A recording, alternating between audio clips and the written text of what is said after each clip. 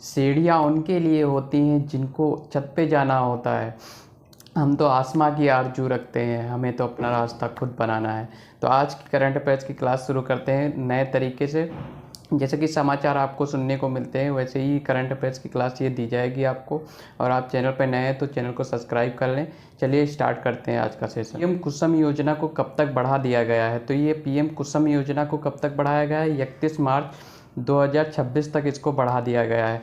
इसके अंतर्गत होता क्या है? इसके अंतर्गत सोलर पैनल के थ्रू कृषि से संबंधित जो भी काम होंगे वो किए जाएंगे, सिंचाई से संबंधित। और इसका जो भी खर्चा आएगा, जैसे कि मान लो 10,000 रुपये खर्चा आता है प्रति ईयर, तो उसमें से केवल किसान को 10% देना होगा। 10% का 10% 1,000 रुपया होता है। सिर्फ 1,000 रुपया देना होगा, बाकी गवर्नमेंट पे करेगी इसका खर्चा। पीएम कुसुम योजना बहुत ही लाभकारी कुसुम योजना है किसानों के लिए। चलिए दूसरा क्वेश्चन देखते हैं इसी क्रम में। हाल ही में किस राज्य सरकार ने 2023 में 100 दिन का काम देने के लिए अपनी तरफ से मंजूरी दी है? तो ये पश्चिम बंगाल की गवर्नमेंट ने बेसिकली घोषित किया है कि हम अपने राज्य के लोगों को जो बेरोजगार हैं उनको 100 दिन का कार्य देंगे। एक्चुअली ये हुआ इसलिए क्योंकि पहले महात्मा गांधी गारंटीड ग्रामीण योजना चल रही थी, जो कि अब 18 महीनों से बंद है पश्चिम बंगाल जैसे राज्य में। तो पश्चिम बंगाल की गवर्नमेंट ने ये घोषित किया है कि हम अपने लोगों को 100 दिन का निश्चिंत ही रोजगार देंगे। पश्चिम बंगाल के बारे में कुछ बेसिक पॉइंट जान लेते हैं। जैसे कि पश्चिम बंगाल की राजधानी कोलकाता है और यहाँ की चीफ मिनिस्टर ममता बनर्जी हैं। एशिया की सबसे ऊंची भूमिकला प्रदर्शनी कहाँ स्थापित की गई है?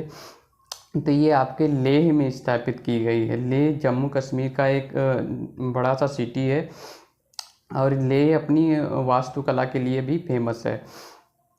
लेह में जो ये इमारत बनाई गई है, सबसे एशिया की सबसे ऊंची इमारत बनाई गई है, जो ये 3600 मीटर ऊंची है। कितनी ऊंची है? 3600 मीटर ऊंची है। और लेह में ही कोबड़ वाला ऊँट भी पाया जाता है। तो लेह से संबंधित इतने सारे चीज़ें मैंने आपके सामने डिस्कस किया। ठीक है, तो इसी क्रम में चौथा क्वेश्चन देखते हैं। हाल ही में किसी सैन्य सेवा का अतिरिक्त महानिदेशक नियुक्त किया गया है? सैन्य सेवा का अतिरिक्त महानिदेशक किसे नियुक्त किया गया है? तो ये अमिता रानी को नियुक्त किया गया है। इसी क्रम में पांचवा क्वेश्चन देखते हैं। हाल ही में किसमें 16 मेगावाट क्षमता वाली दुनिया की सबसे बड़ी टरबाइन को सक्रिय किया है? 16 मेगावाट वाली सबसे सक्रिय टरबाइन को किसने सक्रिय किया है? तो ये चीन ने किया है डेवलप। ठीक है, 16 मेगावाट वाली सबसे सक्रिय टरबाइन को सक्रिय किया है। किसने किया है? तो ये चीन ने किया है। चीन से संबंधित कुछ महत्वपूर्ण प्रश्न जान लेते हैं। जैसे कि ISSF जूनियर विश्व चैंपियनशिप 2023 में चीन जो है वो शीर्ष पे रहा है इस बार। पैन गोंग सेंग वहाँ के एक व्यक्ति हैं जिनको सेंट्रल बैंक का गवर्नर जनरल बना दिया गया है। और इसी क्रम में कुछ जानते हैं, चीन ने मीथेन से उड़ने वाला रॉकेट भी लॉन्च किया है।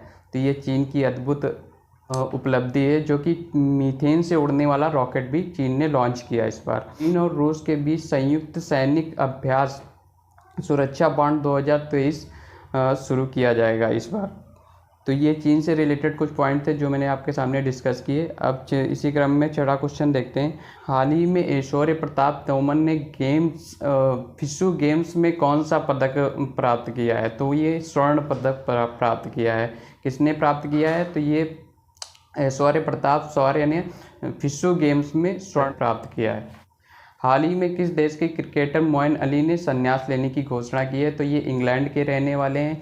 अभी इंग्लैंड के एक और क्रिकेटर थे जो कि जिनका नाम था स्टुअर्ट ब्रॉड ने भी टेस्ट क्रिकेट से संन्यास लेने की घोषणा, टेस्ट नहीं पूरे क्रिकेट जगत से ही संन्यास लेने की घोषणा कर दी है। तो इसी क्रम में एक और क्वेश्चन है, जैसे कि महिला क्रिकेटर हैं जिन्हें आचार संहिता के योग्यता से प्रतिबंधित कर दिया गया है। तो कौन महिला है? तो वो महिला है हरमनप्रीत कौर, जिन्हें आचार संहिता के तहत पूरी प्रतियोगिता से प्रतिबंधित कर दिया गया है। उनका नाम है हरमनप्रीत कौर। 500 मैच खेलने वाले विराट कोहली इंडिया के 10वें खिलाड़ी बन गए हैं।